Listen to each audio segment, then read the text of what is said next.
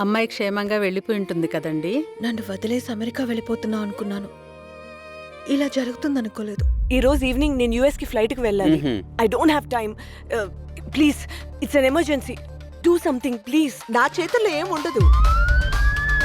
You have 4 hours 50 minutes time.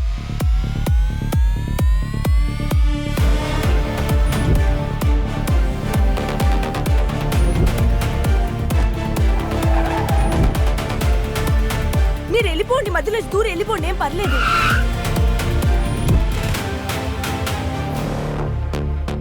ఏమైంది? మీరు చచ్చిపోయారు.